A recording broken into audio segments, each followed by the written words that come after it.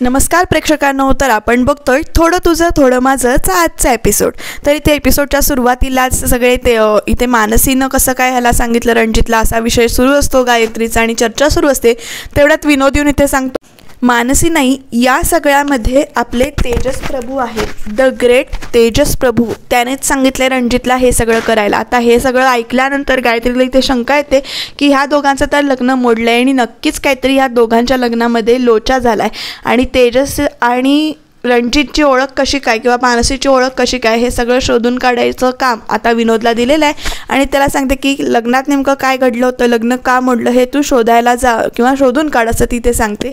आणि त्याच्यानंतर ह्या तेजसचं काय करायचं असं म्हणून इथे परत विचार करते की नेमकं काहीतरी नक्कीच झालं आहे म्हणून. तर इकडे ऑफिसमध्ये रणजित येतोय, तो आधी हसत खुशीतच येतोय आणि त्याला त्याची आई तिथे बसली आहे खुर्चीवर, ते आधी कळत नाही, पण नंतर त्याला त्याचं लक्ष गेल्यानंतर तो म्हणतो की आई तू इथे काय करतेस.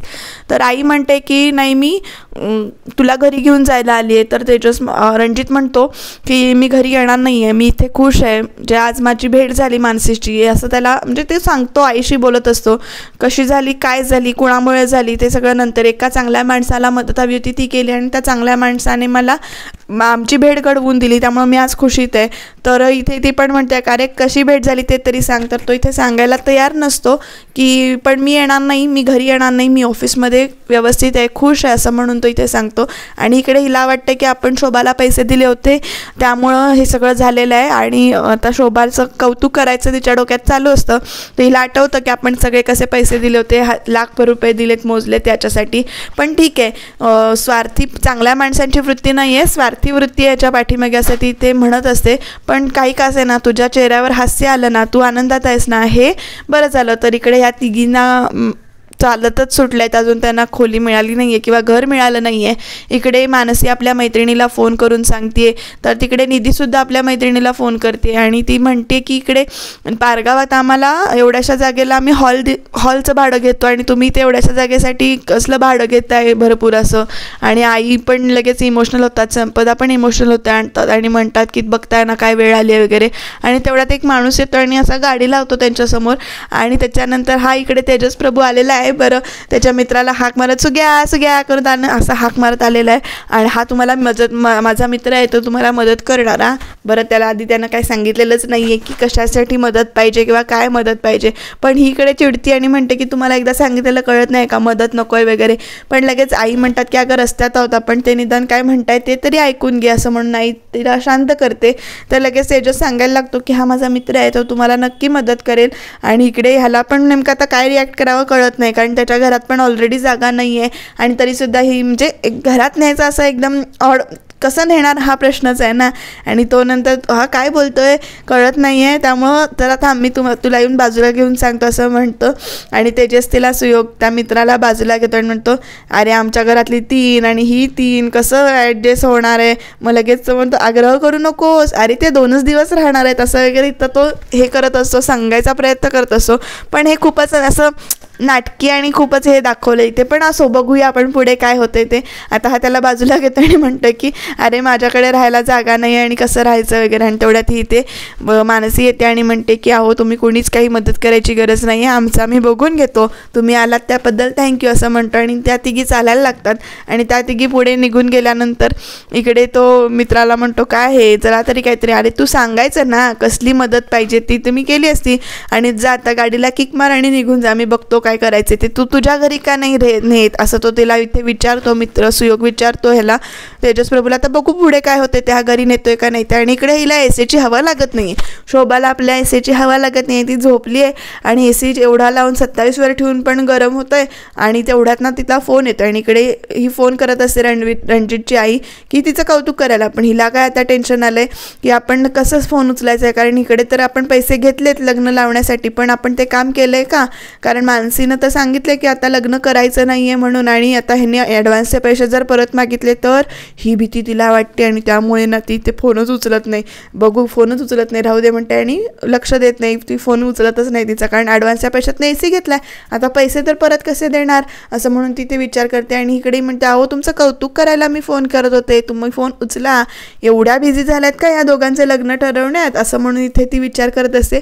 परत फोन करते पण परतसुद्धा ही फोन उचलत नाही, फोन तसाच ठेवून बसते आणि ही सुद्धा नंतर फोन लावत नाही ते, आणि बघू नंतर करू फोन, तुमचं कौतुक करण्यासाठी फोन लावत होते पण तुम्हाला तर फोन उचलायचाच नाही आहे असं वगैरे इथं सांगते ती. त्यामुळे ती फोन ठेवून देते. आणि इकडे बघा प्रेक्षकांना आता नवीनच घोळ, इकडे ह्या तिघी आल्या आहेत. इकडे निधी म्हणते की ताई माझा हात दुखला पण थोडं थांबूया आणि मग परत चालूया, परत दमलं आता. तरी म्हणते की अगं रस्त्यातच इथे कुठे थांबणार आहेस का, चल जरा थोडी तरी कळसोच, इथे छप्पर नाही आहे डोक्यावर आणि तू इथे उभी काय राहणार आहेस, रस्त्यात कशी उभी राहणार आपण, चल जरा जाऊया असं म्हणून ती इथे ओरडते जरासे तिच्या अंगावर.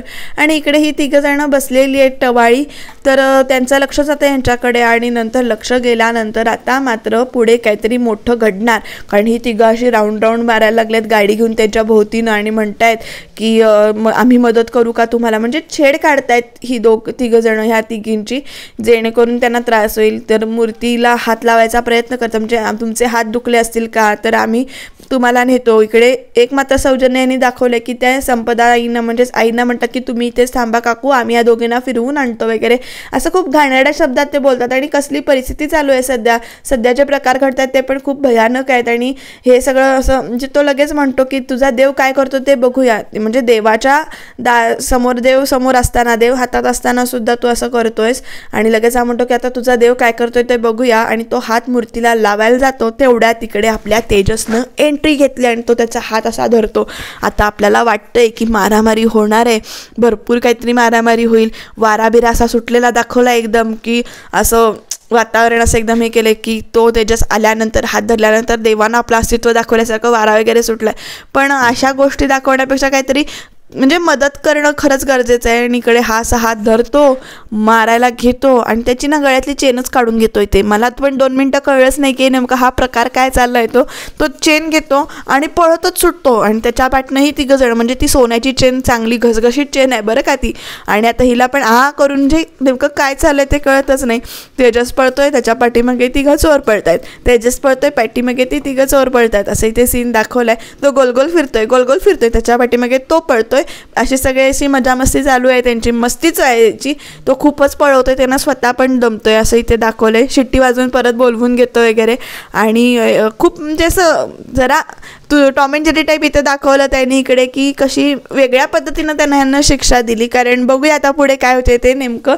तर इथे हा पळतच सुटलाय. मग नंतर तो ट्रकाच्या जवळ जातो, इथे ट्रकाच्या मधनं पळत सुटतात, ट्रकमध्ये जाऊन बसतो. आणि नंतर त्यातल्या एकाला दिसतो बरं का हा इथे ट्रकमध्ये बसलाय म्हणून. आणि हा इकडनं पकडायला येणार, तोपर्यंत त्या दाराने ट्रकच्या निघून जातो असं दाखवलं इथे. त्यामुळे इथे परत जरा कॉमेडी सीन दाखवलाय. खूप पळतायत ती एकमेकांच्या पाठीमागून दमतायत अक्षरशः पळून. आणि नंतर तो जो ढोला माणूस इथे दिसतोय तो छेड काढत असतो त्याची, तर त्याला बघितल्यानंतर म्हणजे तो थांबतो आणि पाणी स्वतः पितो आणि त्याला पण पाणी देतो. आणि तो म्हणतो लगेच तेजस की काय करतोयस तू, हे चोरी वगैरे करतोयस कशाला. तर तो म्हणतो की नाही, पहिल्या अटेम्प्टमध्ये मी ही चेन मारली होती रेल्वेच्या ट्रेनच्या डब्यात. तर इथे तेजस म्हणतो अरे लोक 10वीची परीक्षा पहिल्या प्रयत्नात पास झाल्यानंतर पहिल्या अटेम्प्टमध्ये पास झालं म्हणतात, तू चेनचं काय सांगतोयस. आणि काय हा अवतार, टोपडं बांधलंय, कानातले घातलेत, टिटा लावू काय म्हणजे टिळा लावू का असं वगैरे विचारतोय इथे. आणि तो चेन दे म्हणून सांगत असतो, माझी चेन आहे ती, माझी चेन मला परत द्या असं तो गुंड इथे सांगत असतो. आणि तू साधाच गुंड आहेस वगैरे दिसतोय, तर कसा आवाढव्य बॉडीनं. आणि नेमकी पळायला पण येत नाही, घाम काढलाय ना अक्षरशः त्याचा. जरा असा व्यायाम केला असता तर जरा आणि फायटिंग करता आली असती इकडे. आणि हा आता म्हणतो की चेन दे, तर तो म्हणतो देऊ चेन आणि दे म्हणतो. आणि तेवढ्यात तिकडनं की नाही ही घे चेन असं म्हणतो. आणि तो ग्लास ठेवचा आधी म्हणतो. आणि ग्लास ठेवायला तो गुंड गेल्यानंतर हा इकडनं पळत सुटतो. हा पळत त्याच्या मागनं पळतो आणि आधी म्हणत असतो तो मला पळवू नकोस मी दमलोय म्हणून, पण तरीसुद्धा हा पळत सुटतो. आणि नेमका पळत गेल्यानंतर त्या गुंडाचे जे काही 2 साथीदार आहेत ते इकडे पुढे येत आहेत. आणि पुढे आल्यानंतर आता मात्र खरी परिस्थिती म्हणजे खरी मजा म्हणण्यापेक्षा खरं आता बघूया काय होतंय ते. तो म्हणतो की मारामारी करायचे ना, करूया, हा ब्लॅक बेल्ट आहे माझा म्हणून सांगतोस, एकेकांची हाडं मोडीत. आणि ते नियम सांगतो हा तुम्हाला, नंतर म्हणायचं नाही हाडं मोडलीत म्हणून असं वगैरे. तर जराशी मजा मस्करी त्या तेजसच्या स्वभावाची दाखवली इथे. आणि नंतर इथे त्या गुंडानं काढलाय सुरा.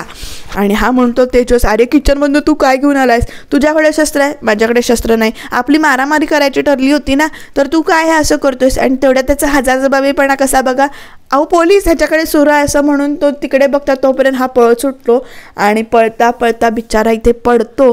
आणि पडल्यानंतर इथे आता त्याला उठता येत नाही, तोपर्यंत हा दुसरा गुंड येतो आणि म्हणतो, तू ह्याच हाताने त्याचं हे केलं होतंस ना, चेन पकडली होतीस ना, असं म्हणतो आणि जोरात इथे पाय देतो इथे त्याच्या हातावर. आणि आता खूपच असं रक्त काढणं म्हणजे आणि मारणार.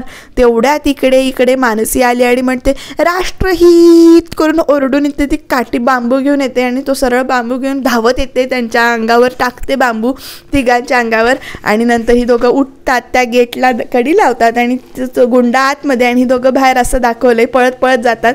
आणि तो गुंड तरी पण अरे माझी चेन दे ना, अरे माझी चेन दे ना म्हणून भांडत असतो. तो देत नसतो तेजस, पण मानसी म्हणते की ही चेन द्या तुम्हाला, त्यांना देऊन टाका त्यांची चेन. आणि तो म्हणतो की ह्यांच्याकडे काय नाही आहे, कशाला ह्यांच्या मागे लागलाय, चला म्हणून असं तो गुंड त्यांना घेऊन जातो. कारण तेजसनं त्यांना सांगितलं असं ना, ह्यांच्याकडे काय नाही आहे, फक्त प्रॉब्लेम्स आहेत आणि ते तुम्हाला पाहिजेत का वगैरे असं. आणि आता कुठे लागलं आहे तुम्हाला असं म्हणून मानसी विचारते त्याला. तर इथे मानसीनं लगेच हातातला रुमाल काढून त्याच्या हातावर बांधलेला आहे आणि तो चेन देतो आणि लगेच म्हणतो की तुम्हाला सांगतोय तुम्ही माझ्याबरोबर चला, पण तुम्ही ऐकतच नाही. अशी चौकात तुम्हाला माणसं भेटतील. खरंच आजची वास्तव आणि भीषण परिस्थिती आहे की चौकात अशी स्त्रियांची छेड काढणारी माणसं आहेत आणि त्यांच्यावर कोणी उपायच करत नाही आहे किंवा डायरेक्ट त्यांना जी काही शिक्षा द्यायची ती देतच नाही आहे, झुलवत ठेवलं जाते. त्यामुळे असले भयानक प्रकार घडत आहेत. ही एक खंताची बाब आहे इथे. आणि या सिरियलच्या माध्यमातून चौकात ही माणसं आहेत किंवा अशी माणसं भेटतील तुम्हाला प्रत्येक ठिकाणी. ही जी वास्तव परिस्थिती यांनी दाखवायचा प्रयत्न केला आहे तो मात्र मला इथे आवडला आहे. पण आता इथे मानसी म्हणते की तुम्ही आज आहात पण आयुष्यभर राहणार आहात का? तर तो लगेच म्हणतो की हो मी आयुष्यभर राहणार आहे इथे. आता ह्या सगळ्यामधून यांची लव्ह स्टोरी कशी फुलेल, नेमकं काय होईल ते जाणून घेण्यासाठी तुम्हाला चॅनलला सबस्क्राईब करावं लागेल. आणि कमेंटसुद्धा तुम्ही छान करताय, त्याच्यासाठी थँक्यू. तर इथे उद्याच्या भागात तेजस यांना घेऊन आलाय त्याच्याच घरामध्ये आणि इथे मानसी म्हणते की इथे तू ह्यांना कशाला म्हणजे इथे कुठं आणलंयस तू?